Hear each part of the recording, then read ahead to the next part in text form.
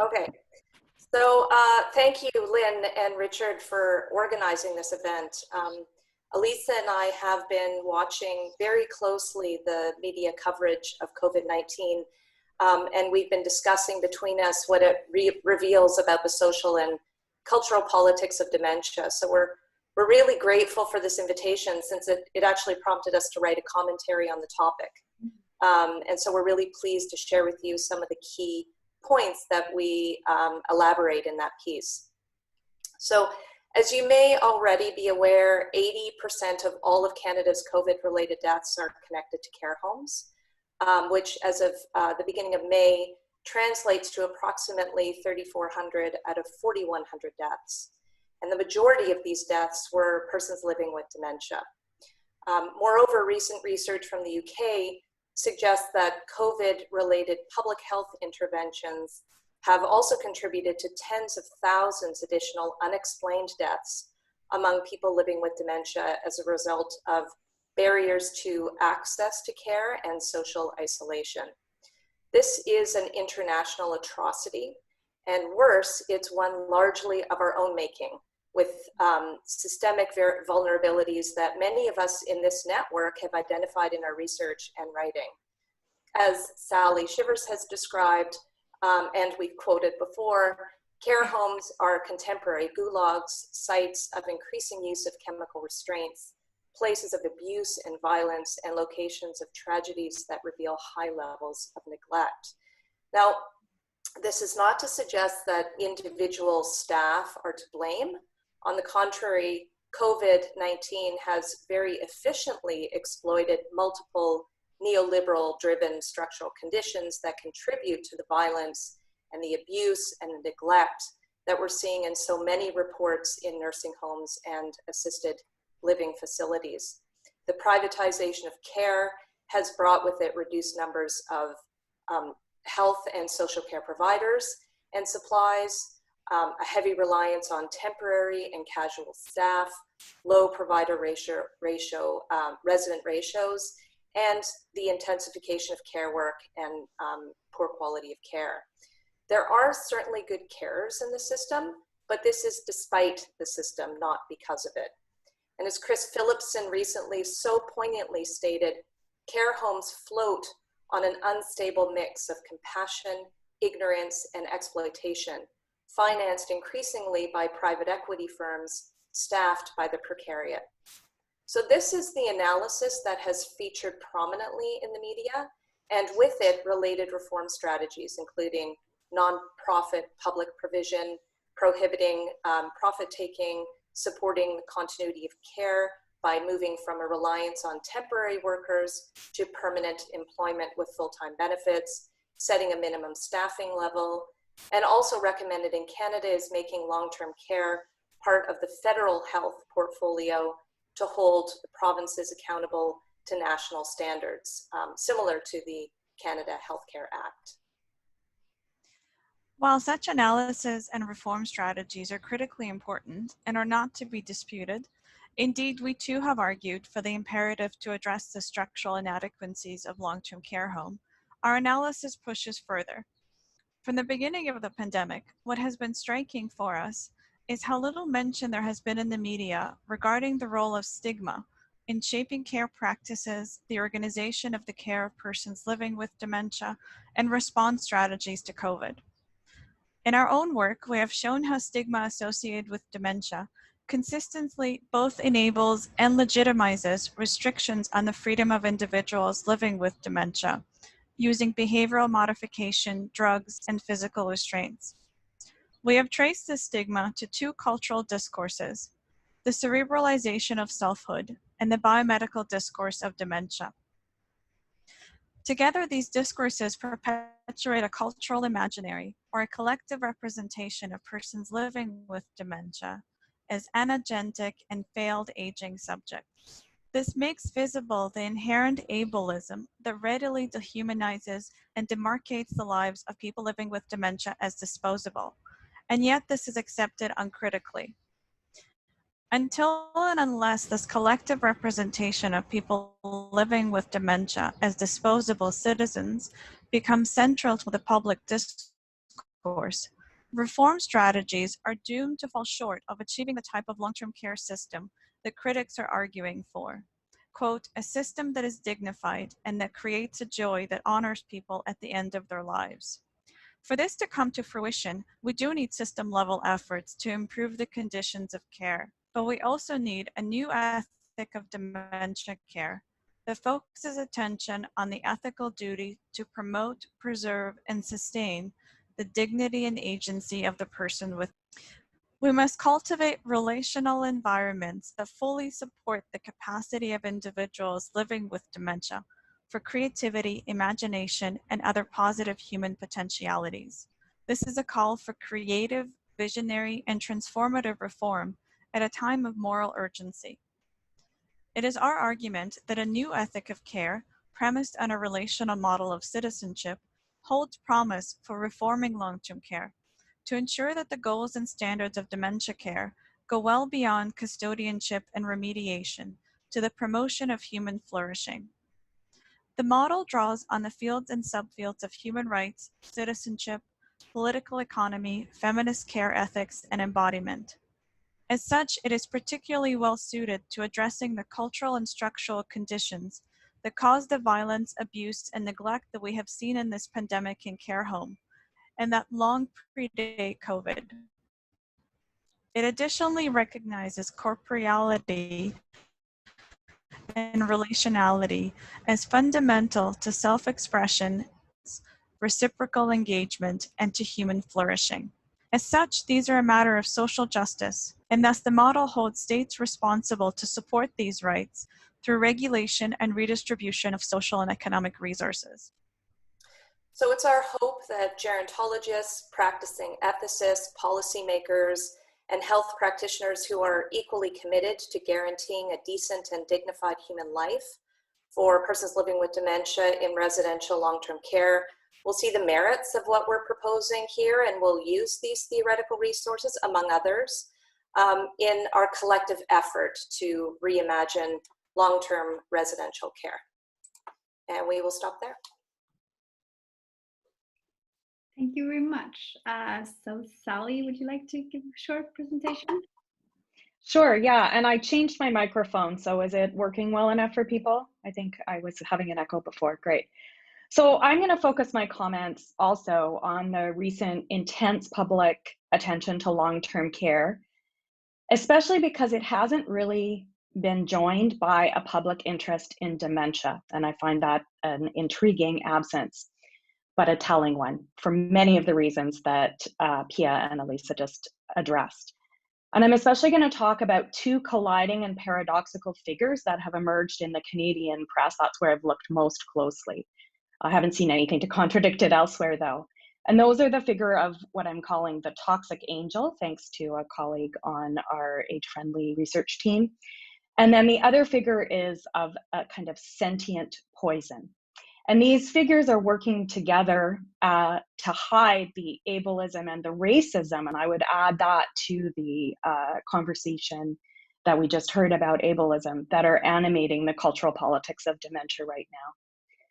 So the recently renewed or even new attention to long-term care weirdly has not led to dementia receiving much popular notice. Instead, public intellectuals, armchair experts, and there are a lot of them, investigative journalists, prominent medical professionals, and political figures focus their public conversation on costs, conditions, and ownership. Some advocate opening up the Canada Health Act to include long-term care.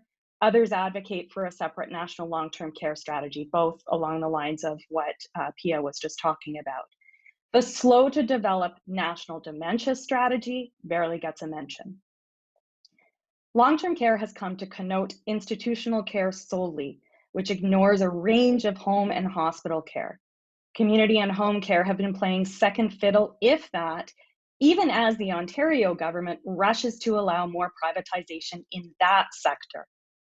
And even as experts use the Globe and Mail, a very prominent Canadian newspaper, to urge that people move their loved ones out of congregate care, which would at the very least lead to a need for increased home care supports. And I'm trying to be calm in addressing what was a very upsetting moment, I think, in the Canadian press. And in an especially eerie omission, that influential column did not mention dementia once. The heroes in this story do not wear capes or even adequate personal protective equipment, it turns out, and not because they don't know how to don and doff it properly, which is a kind of story that proliferates. Following a long gendered tradition of casting nurses as angelic, care workers are verbally hailed for their sacrifice, for martyring themselves to their jobs. Their work on the so-called front line, and I know there's a lot of mixing of metaphors here, but it's not my mixing. That work on the so-called front line is sometimes celebrated in empty nightly ritual banging of pots and synchronized porch applause. But these same care workers shoulder public blame for their excessive mobility, for taking public transportation from a shift at one workplace to a shift at another, as though they do so out of greed rather than need. Stories circulate about their evictions as well as their rejection from grocery stores, including their family members. So it's this unholy mix of sacrifice and disease threat that I'm saying renders them as these toxic angel figures. And the apparent casualties in this so-called war are those nursing home residents whose family members are in no position to swoop in and rescue them. When the popular press mentions dementia these days, it typically describes a dangerous predilection to wander. And these are very rare mentions at all, but it tends to be these kind of roving figures, as though residents with dementia are as reckless as the care workers who flip from site to site. That's the representation, not my opinion, if not quite as mobile. But they come across in these stories more as a living version of the novel coronavirus, who risk those who learn how to stay in their private rooms. So they're both agential and dangerous. These peripatetic residents appear as sentient embodiments of this poisonous virus. Of course, there are no angels nor poisons, toxic nor sentient. Where some care workers are careless, others are victims. Some people with dementia manage not to spread the virus, others spread it through no fault of their own. But these depictions are not happenstance, and this is where that stigma piece is so important. The need for figures to blame comes not only from fear, but from decades of inaction. As much as COVID-19 seems to have revealed a set of hidden truths, particularly about long-term care, especially to the armchair experts, it has actually kicked the dirt off what we already knew post-SARS, when there was a public inquiry, if not before. Yet again, the increased marginalization and homogenization of residents with dementia occurs hand in hand with the demonization of care workers, and especially racialized care workers.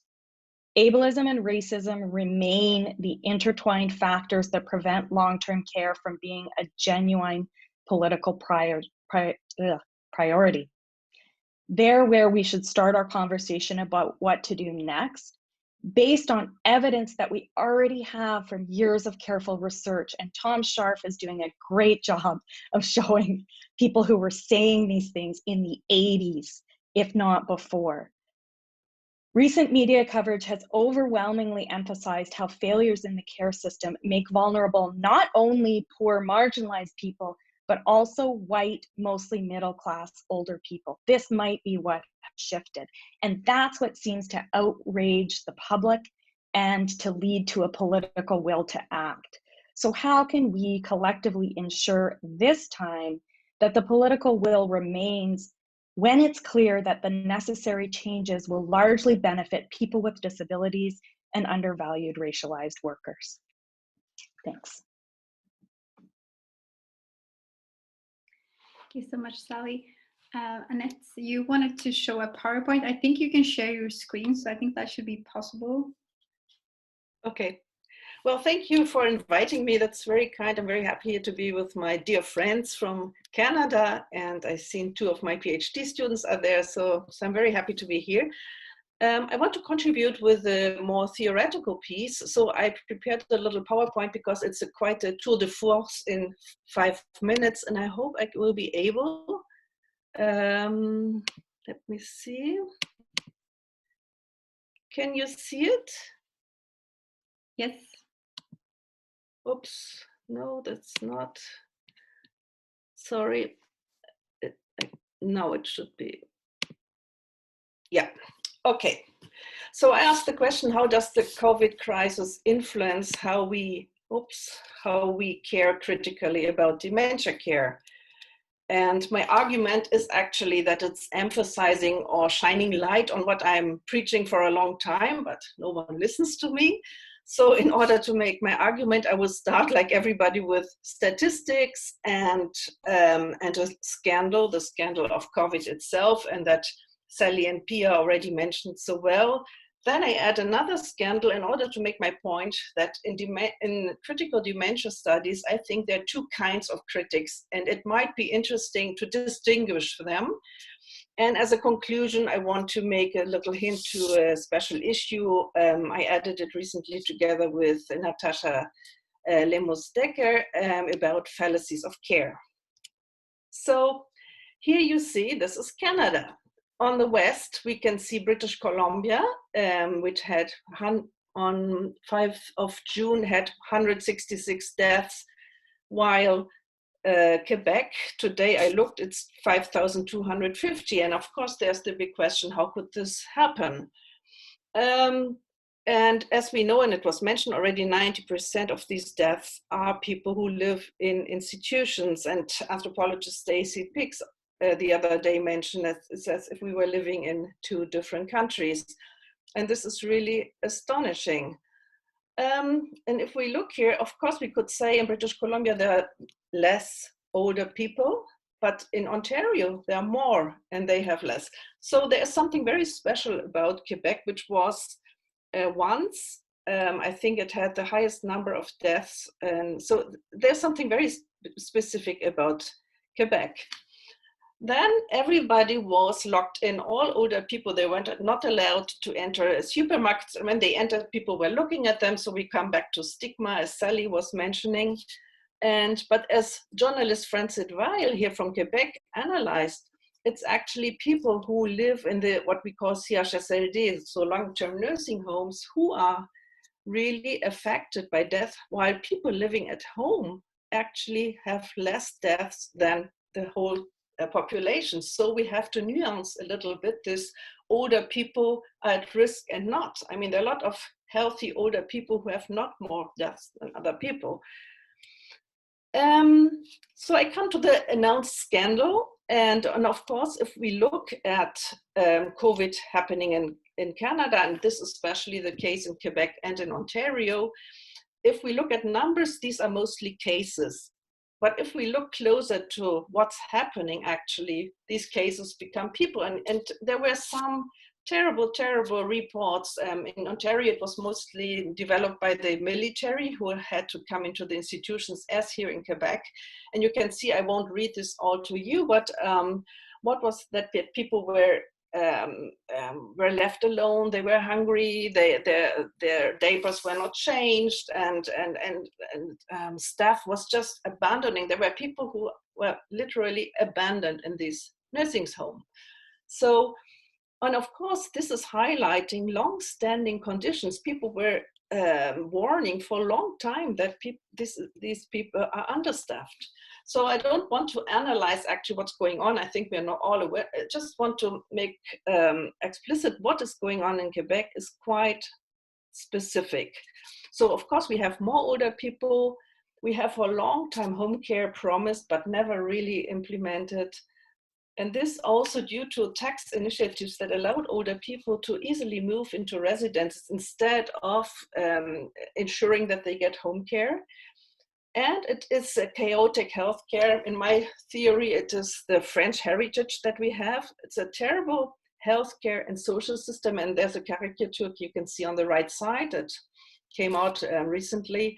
No one knows what the other one is doing. So people who work in hot zones crossing over into small, so it's a mess here. And of course, we're understaffed for a long time.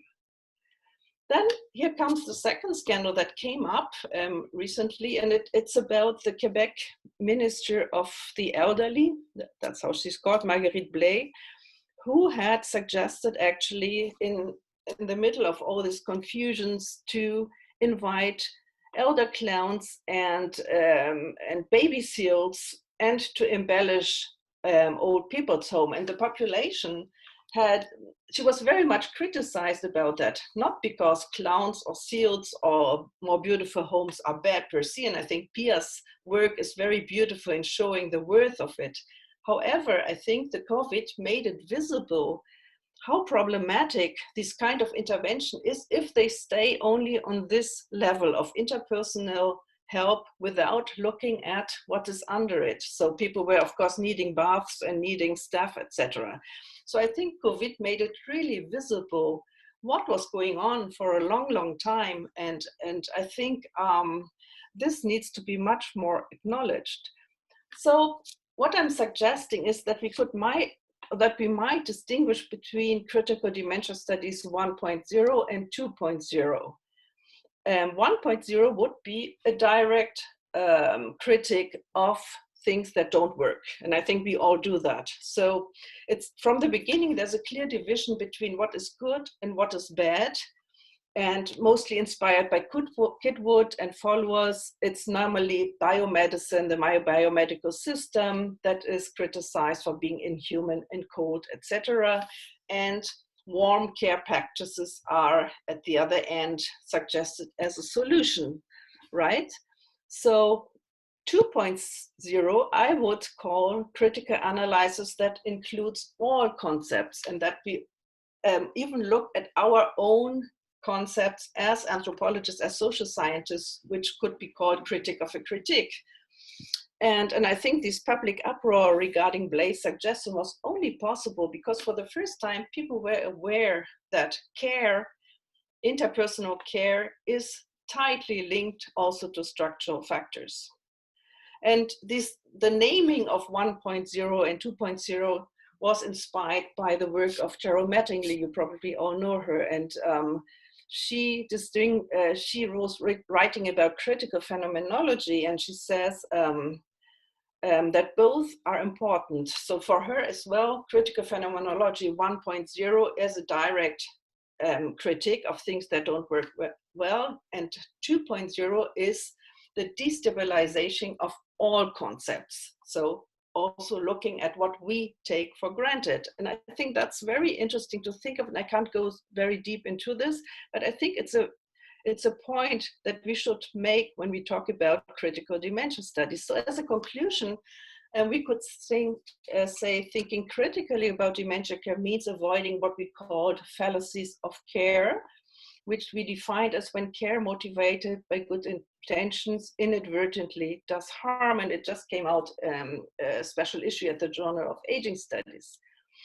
Also, it shows that thinking critically care as only interpersonal care is problematic. Dividing care into good and bad as a point of departure of analysis is problematic. And of course, I'm not the only one who thinks about it. There are different authors who think about this kind of doing good that is deeply steeped in humanism. And I think sometimes we have to question that. So for example, Didier Fassin, he wrote about international humanitarianism, and he says that this creates a hierarchies of humanity and inequality between benefactors and victims. Oops. And there's Fritz Breithaupt, who wrote a very interesting book about the dark side of empathy. And he says that empathy, which is so much emphasized in care, is a dilemma. It is positive in that it makes us human, but it's also negative because it rarely acknowledges how empathy polarizes. We know exactly who is inside and who is outside. And so on. I don't want to go too much into this. So there's Michael Rich, who called it impassioned belief. So normative judgments who are able to motivate people's actions and who turn actions into a desire-like and a belief-like. So these are a lot of prescriptions of how things ought to be and what is good. It's from the beginning defined what is good. And of course, Marianne Tickton's work is very well known about regimes of care in France, where she shows that the humanitarian work with immigrants, if they are only defined as suffering bodies, as we often do in critical dementia, they are not they are at the same time not acknowledged as full citizens because they are reduced to suffering bodies. And finally, I think to all of us who study aging, Thomas Cole, who's one of, like Stephen Katz, one of our fathers, he wrote in 1992 already, the fashionable positive stereotype of old age showed no more tolerance than attractive visitors of aging than the old negative stereotypes. And I think with this, I stop here, and maybe you read our special issue on fallacies of care, and then it might become a bit clearer. Thank you.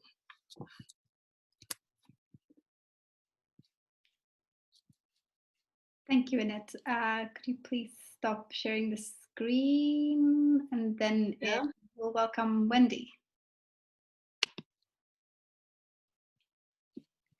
Great. It's been really interesting listening to everybody. Thank you. I'd just like to acknowledge, first of all, that I am currently on the traditional territory of the Shikwakim Nation, Shikwakamulu, their unceded territory, and like to thank the Shikwakim Nation for allowing me to live, work, and play here in collaboration with them for the past 16 years. And I want to also thank Lynn and Richard for the invitation to be part of this panel with critical dementia studies scholars who I really respect. And it's been great to be part of this. So I've called this short piece our bifurcated reality as critical dementia scholars, COVID-19, Black Lives Matter, and dementia. Because what we're actually living through right now is two interrelated phenomena, the COVID-19 pandemic, which I've been learning some Shikwakim words from Gary Godfredson, who is a Shikwakim scholar in residence, has been teaching us words that are relevant to the time that we're living through. And one of these concepts indicates that, as well as some other pieces that have come out by Indigenous scholars, that pandemics are not new to Indigenous people. So while it's referred to as the novel coronavirus and people talk about these being unprecedented times, these are not actually unprecedented times for Indigenous people.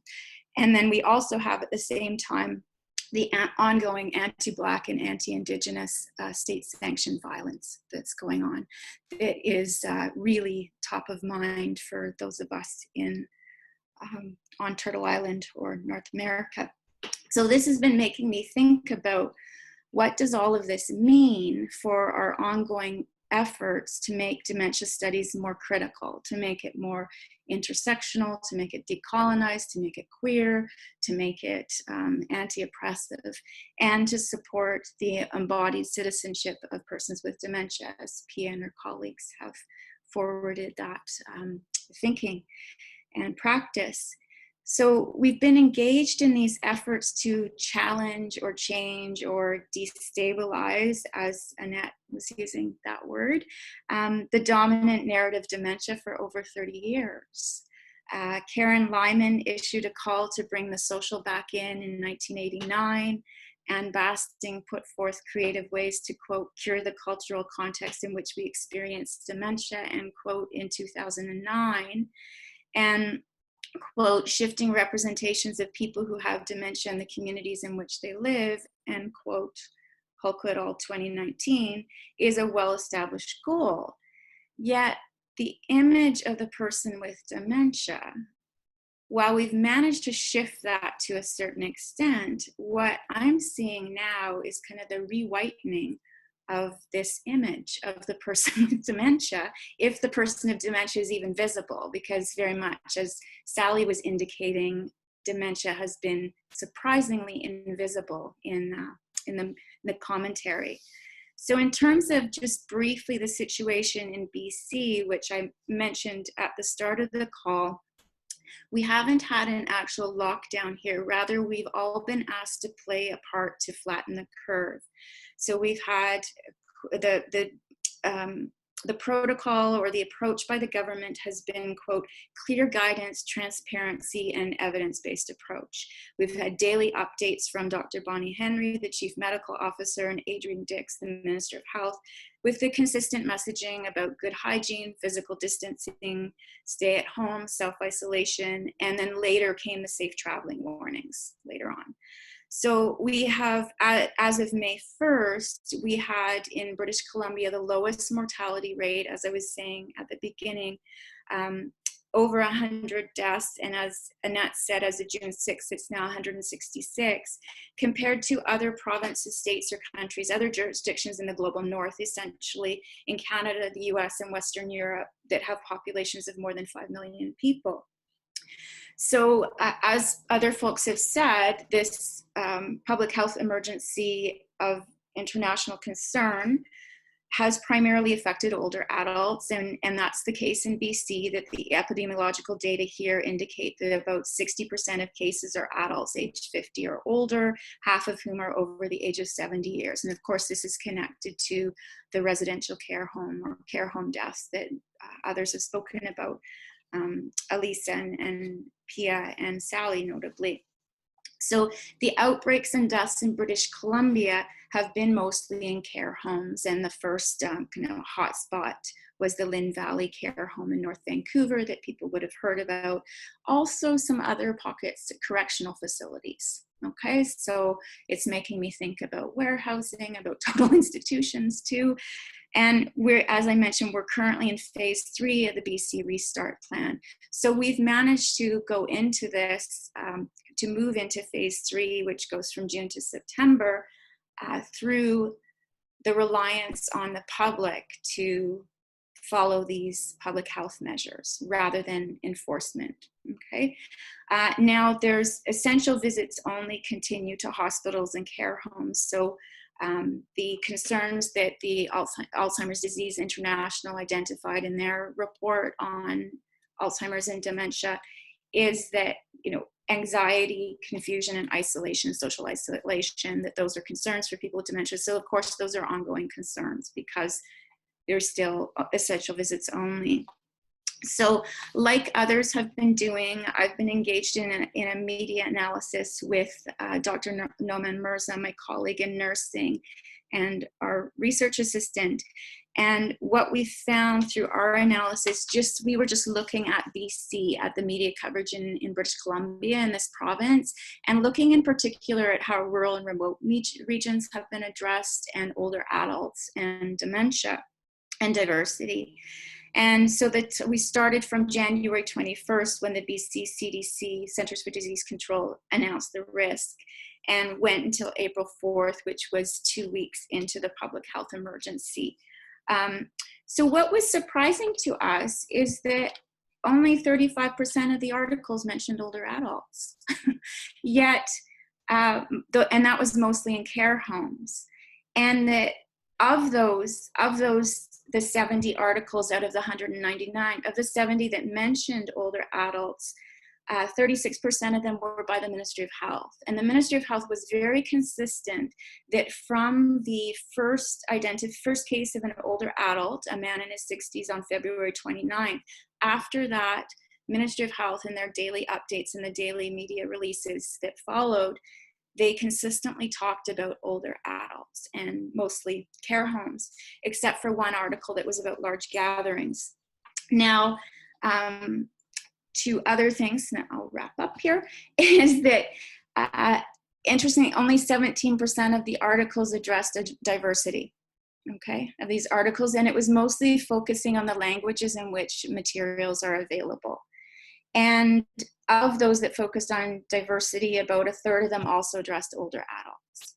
Okay, so we're seeing kind of this reification of the older white middle class, straight, cisgender, Anglo-Canadian person as the older adult. And not one of these 199 articles mentioned dementia, not a single one. And this corresponds to what ADI said in their report, that globally, the media coverage is not mentioning dementia. and not mentioning people with dementia. And interestingly, though, the ADI report, it doesn't address EDI, equity, diversity, and inclusion, at all. It has a picture of what appears to be an Indian couple, or a couple from the Indian subcontinent, on the first page of it. But if you run a search for diversity, equity, discrimination, racism, indigenous, anything that might challenge that stereotypical image of the person with dementia, nothing, no mention, right? So this takes me back to, again, we're living in this time of these two phenomena going on, and we know that particular communities, because we know about the social determinants of health, we know that particular communities are more impacted by COVID-19. We know that it's being experienced differentially. So beyond older adults be experiencing more of it and more of the deaths, for example, we know that Indigenous and Black communities are more affected. And we know that we've got these major phenomena going on with the state-sanctioned violence.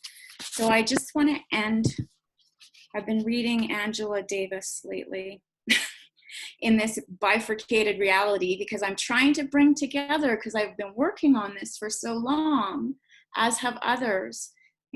My first publication on intersection and dementia was in Annette Leibing's 2002 edited book. So I'm living what's going on with anti-Black and anti-Indigenous violence, and then my professional world in terms of dementia, and why aren't they being brought together at all? And Angela Davis says, it is essential to resist the depiction of history as the work of heroic individuals, which we often do in terms of Kitwood, for example, in order for people today to recognize their potential agency as part of an ever-expanding community of struggle. Okay, so I love that we're on this panel where we can bring together all of these brilliant ideas from critical dementia studies scholars, so we can find a way to truly make a difference in moving forward to make the lives of people with dementia better. Thank you. Thank you, Wendy. That was lovely. And just collectively, I think I've probably heard more critical and reflective insight around dementia in the last half an hour than I've read certainly in the British media for the last 3 months. So it's been really, really eye-opening and very thought-provoking. And I think that figure of the toxic angel will stay with me for quite a long while, because I think it just really captures how these two very competing narratives around care work are at play at the moment. So what we'd like to do is leave enough time for some questions. Obviously, there was so much there to explore, but we come up with a couple of questions that we wanted to put to the panel, and just to ask for your thoughts on them as well, if we can.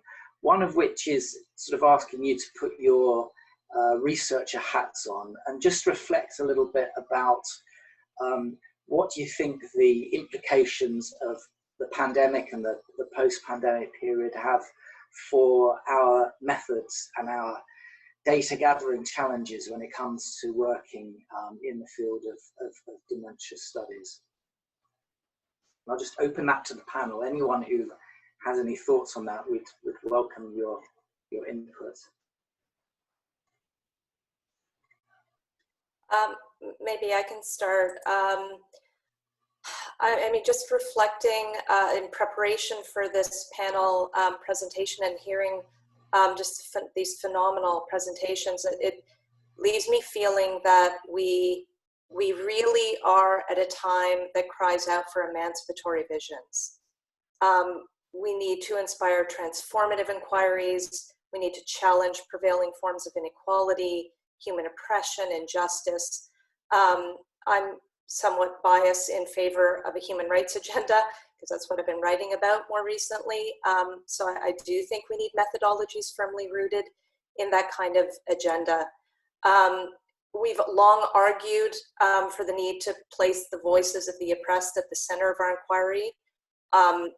It's even more imperative, I think, now that we do so. We need to use our inquiries to reveal sites for change and activism. And I think too, we really need to affect policy. We have to get our critiques heard and acted upon. So I think that the implications of this pandemic for methodologies is a complexity that is going to demand everything from participatory to critical, feminist, queer, critical race theory, cultural studies models of interpretation. We need to be working at the center well, at the center and also at the margins of intersecting disciplines. We need race, ethnic, religious, women's studies, sociology, history, anthropology, literary criticism. I mean, we need it all. So for me, that's, I think, what this complexity demands of us. Yeah, in fact, I totally agree with Pia. I think she said everything and beautifully.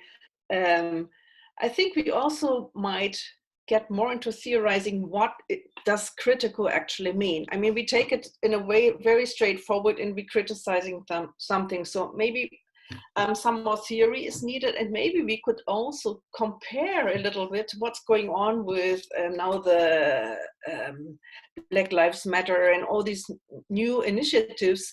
What kind of language is used? I think that would be very interesting too, to reflect on our own being critical. Yeah, just building on what Pia and Annette were saying. I've been thinking about methodologically about how we're going to do this, at least in the short term, because how do we, thinking about Pia's work in terms of embodied citizenship, can we really see that if we can only communicate, if we can only do interviews virtually, right? Like if that's how we have to interview people, or if we have to wear personal protective equipment when we're doing that, or the people we're interviewing have to do that. So how that shifts, we know ourselves being in the Zoom world or the online conferencing world, that it shifts. The research is showing that there is actually a reason that we're more exhausted after after sitting in these meetings, because of the attention required to be following the visual, and we don't have as many cues coming to us. So what does that mean for methodologically for what we do? Right? And then how are we, in working with dementia, how are we going to make ourselves more human, right? In this when we have to be more dehumanized or covered or masked, right? So these are some of the things I'm thinking about, because we are expecting a second wave coming in the fall. Right? So what's that going to look like for our research? If I could just add to that, I'm primarily a text-based scholar who also does some team ethnography. So from a team ethnography perspective, we're not going to start getting access to for-profit nursing homes anytime soon, right? So that, a lot of our research has been in not-for-profit, because that's where we've been able to access. So there's that issue. But it's also, this could be humanities, like the humanities time to shine, because we are used to kind of quiet reflection in our own spaces. And I would just urge us collectively to think about and kind of own, I guess, the ways in which the absences we're talking about right now are partly our failure, right? And we have not been, and I think this goes back to the point that Pia made about policy impact, right? So we could spend some time right now, while we're not able to and can't really ethically do that on the ground research, thinking about our communication strategy and that form of outreach. And I would also really urge us all to focus on what we know and spend some time reading, rereading, going back through the piles of data that we do have that we maybe haven't had time to analyze because we're pulled in so many directions, and bringing in some of the people who know the areas that we don't yet know. because I am kind of concerned about some of the spokespeople who have stepped forward not being those of us who have been doing the work. And sometimes that works really well. And there are some really good examples of that right now, but there are some also some worrying ones. Thank you, Sally. Alisa, do you have anything like that? I did. So I was thinking, Wendy, what you were saying about like privilege and connecting this to Black Lives Matter too.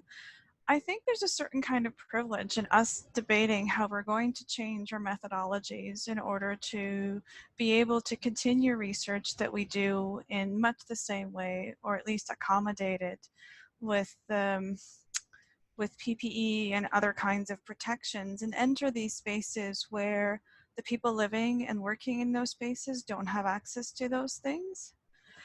And I wonder if we need to do more like what Sally has suggested, to not focus about how we're going to further enter these spaces in this way, but focus more on why dementia studies as a field doesn't already reflect the kind of language that is emerging around Black Lives movements and earlier movements around like the G20 summit and things like that. So often the global care chains are not connected to what we talk about in dementia studies and the kind of research that we do. So maybe thinking about how we can connect our analysis more to that rather than to further do things the same way we've been doing before is a potential step. Thank you, Lisa. I think it raises some really interesting questions. I think from the point of view of also the connections that exist between research and practice as well, because I think that much of what practitioners and workers are facing in their day-to-day realities at the moment are going to be realities for us as researchers very soon as well. Rather than going to the next question that we had lined up, I thought it might be a good time to open this discussion out a bit and invite questions from our audience who've been listening but rather anonymously behind blank screens at the moment. So it would be great to hear the questions from everyone on what you've heard so far, because I think there's a lot of ground that's been covered. And if you prefer to show your face and post the question live, that's so absolutely okay as well. Yeah. And you can raise your hand by using the participant little sign there if you want to raise your hand, or if you can just speak out. I know it's a bit scary now that you've been hiding.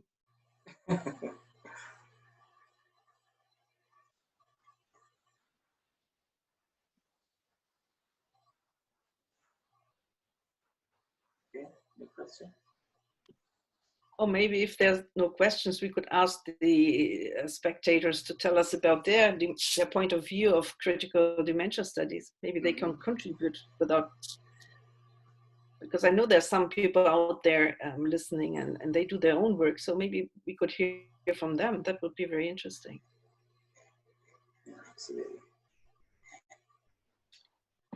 So Emily's saying, thank you for your presentations. Could the panel reflect a bit more on the relationship between race and disability in relation to critical dementia studies? You've been touching upon this now, so this is a possibility to expand on this. Wendy, do you want to say something more on this question?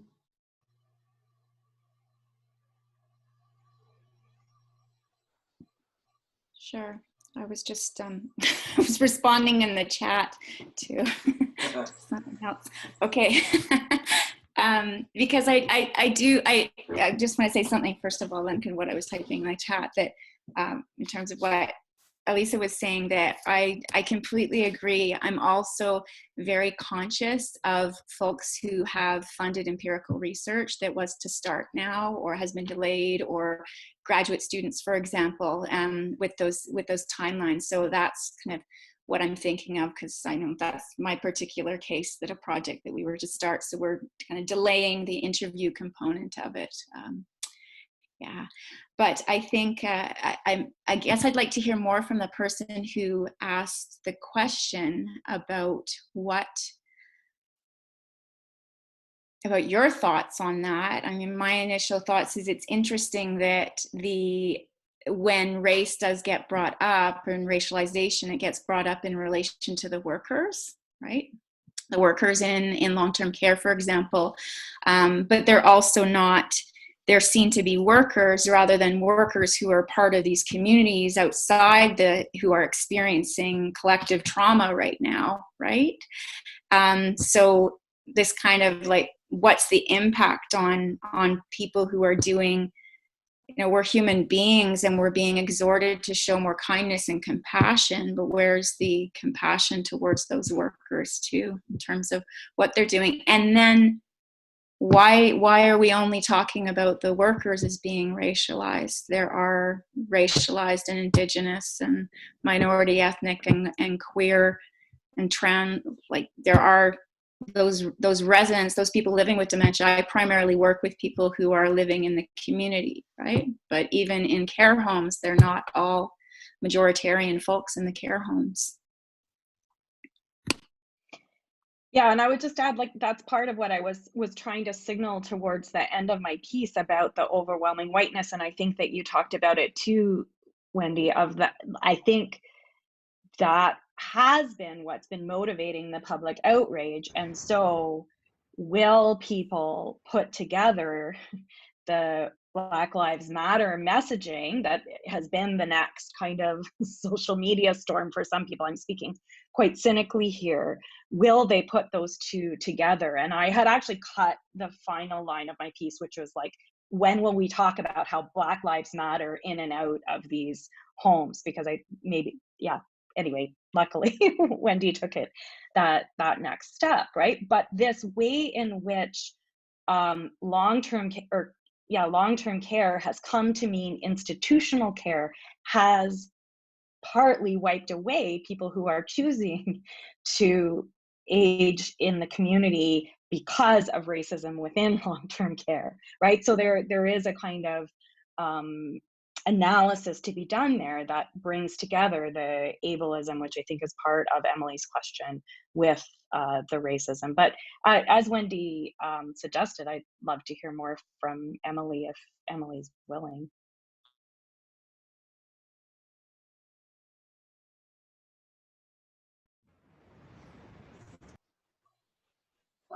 Yeah, not wishing to put you on the spot, Emily, but if you have any points that you'd like to add to those comments from Sally and Wendy.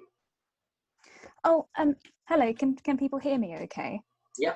So I was trying to type, but I'm trying to do this, access it on my phone because my laptop sort of died. Thank you very much. I think the reason why I asked is that I come from the vantage. I'm a literary studies sort of PhD student, and I'm looking at post-colonial representations of Indigenous and Caribbean people living with dementia. That's what I'm sort of writing on right now. So from the particular vantage of Indigenous and Caribbean people who are older, who are living with dementia, and not necessarily in the arena of being the racialized care worker. So that's kind of where my sort of question, that's the vantage where my question was coming from, really. I guess something that sort of puzzles or is sort of perplexing me at the moment is that there is obviously an urgent need to use methodologies like post-colonial studies, like Indigenous ontologies and so on, to talk about these issues. But I sometimes wonder if it's being used as another way to it's just another way of critiquing something that we already know is operating and is existing, and whether there can be a more constructive, I think Pierre Kontos used the word sort of visionary way of utilizing these kinds of tools, and what that might look like, because we know that the system that we write critically of is overwhelmingly white, is overwhelmingly straight, and so on.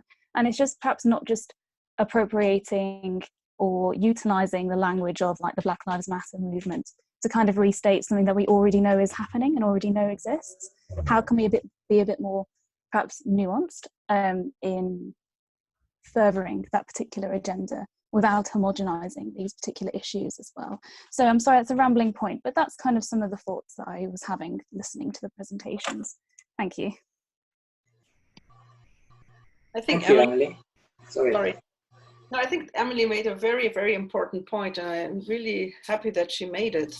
I think sometimes we're criticizing what we know, and as Pia said, we have to go further and change things.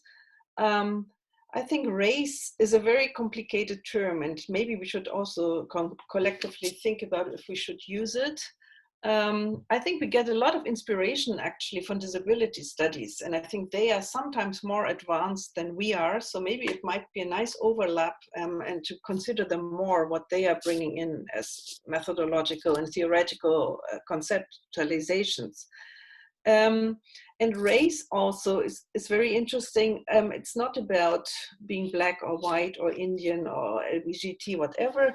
There's also a racial way of conceptualizing dementia of people who are more affected. And I think that's also a very fascinating term. So it's not only social, so maybe social biology, how do these two come together? And I think that's not very popular among social scientists, but I find it very, very interesting. So there are, for example, the old cross-cultural biological studies made by doctors between Nigeria and I think Michigan, and the Japanese that went to Hawaii. And I think that's also racial, and I think that's very interesting to consider as well. So just to give more nuance to our debate.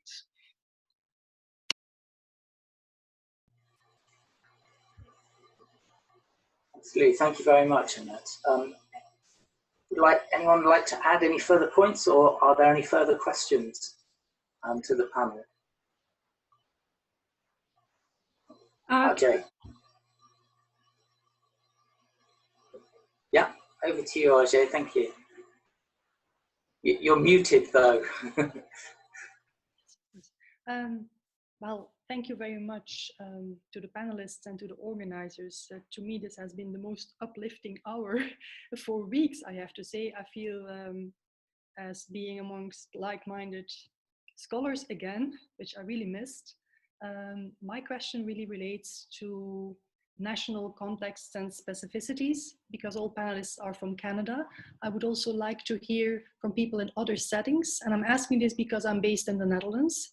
I have the Belgian nationality, so I follow both the Belgian situation and the Dutch situation. And the Dutch situation is a very particular one, because of course, what Margaret Gullett has called the Duty to Die discourse has really been internalized by older and younger people and policymakers in the Netherlands.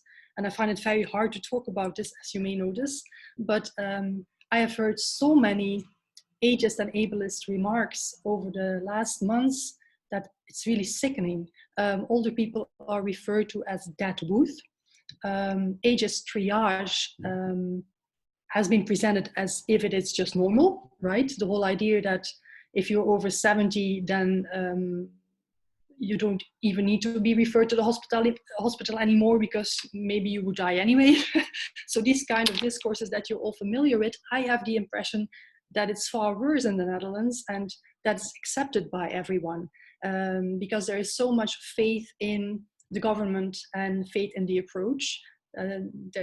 I don't know to what extent you know this, but in the Netherlands we had a so-called intelligence lockdown, where the government appealed to the citizens to follow all kinds of rules, while in Belgium it was more of an imposed lockdown, where you got fines if you did not adjust to the rules, etc. So it's a slightly different context, and yeah, I would just love to hear from other people's experiences, and also in terms of the our collective effort. I think it was Pia who mentioned this idea of the collective effort, or what can we do in order to make ourselves heard better. I really wonder if we can't, write like a huge project proposal together with this international comparative approach, because I feel that it's really needed. I just Who want wants to add. Who wants to take the lead? No, I just wanted to add that Natasha Dekker, she wrote about the duty to die in the Netherlands. Maybe and she's here, so maybe she could add something to this because it's a very particular case.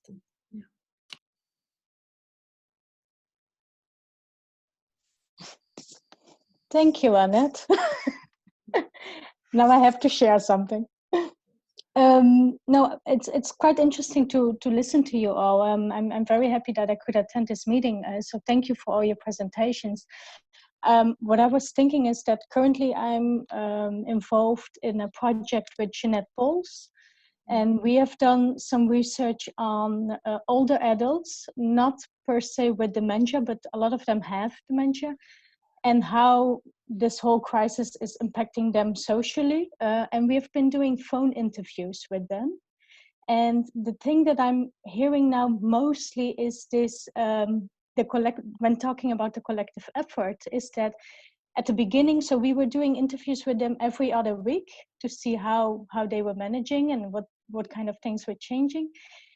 And at the beginning, there was this discourse that we are all in this together. And it was very much a collective effort.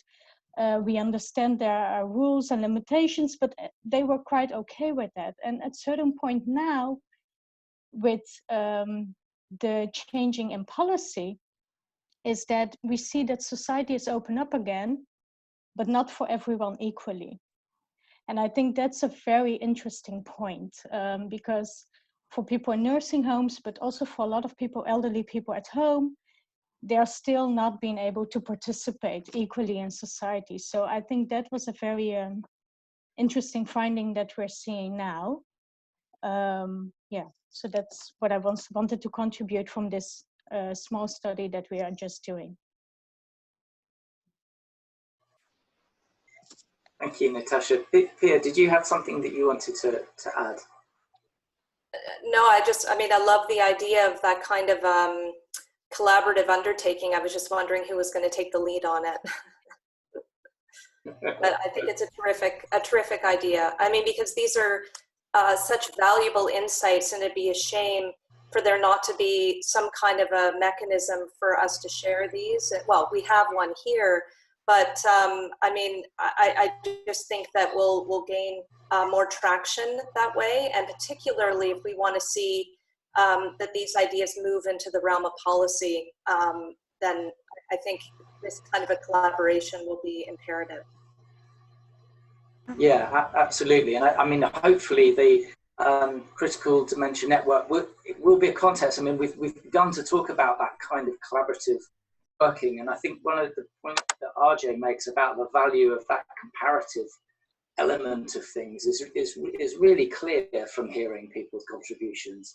And it would be really nice to start pulling out those stories from people in other places, because even internally to Canada, the diversity of narratives of what's happening around COVID has been really apparent from the stories that you've been telling us. So I think this would be a really nice project to think about and organise around for the Critical Network in weeks and months to come. I don't know if you have anything you want to add to that, Lynn. No, I just read Wendy's comment that you have to leave, and I think we're running a bit out of time, and I'm always a time police. So obviously, yeah, I agree. This has been such an interesting hour. I'm starting to think so many things. So it's been really great to have you here. And I'm just thinking about sort of the connection between race and the dementia disability studies in Sweden, like this Swedish exceptionalism, for example, about like being like a colorblind, anti-racist country by default has sort of traveled now into the COVID situation. So we're like by default a good country that protects people, but still by going through this strategy of our own, which is like we should not use face masks because we're the only country in the world who doesn't need that, and those kind of things. So it's interesting to see also how like in the Swedish media they pit sort of Black Lives Matters against sort of people with like vulnerable older people kind of things. So the need for intersectionality in the Swedish situation is quite evident as well. But thank you so much to everyone. Thank you, Wendy, because you have to leave, and thank you to all of you. I think that Annette and Alisa wanted to say something before we leave, so I'll give the word to you before we say goodbye for today. Alisa, you raised your hand a couple. I did, yes, to something I think maybe Richard mentioned about critical disability studies. And it's funny, so I've been watching critical disability studies coverage of COVID since the very beginning. And what is striking to me is that they had a very, very good and consistent message around like the ableism that from the earliest COVID restrictions around the country and the rhetoric coming out of it, but absolutely no mention of age or aging. As always, their coverage citizenship, and I find it really striking. And so I think the strongest contribution we can make in critical dementia studies is to keep insisting that it's not just about disability and frailty, but also about age and how dementia is like all of this encapsulated together. Yeah. No, I just got in my mailbox the new Scientific American. I think most of you get this also. And the first topic is why racism, not race, is a risk factor for dying of COVID-19. And I think that's it's a very good question. That so race, I think it's very dangerous to use, but racism definitely might inspire us. Yeah. Well, okay, I just have to say something about that before I go. Yes, race is a contested concept or term. However, I follow Black scholars who say as long as racism exists, we need to talk about race. And so, yes, it's racism that is the social determinant of health, and racialization as a process. We need to contest. Right? But race is still significant to talk about. Right?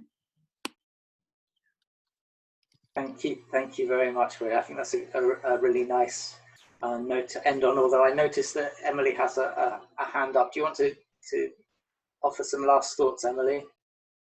Oh, no, it was the clapping symbol to say that I agree with that very principle.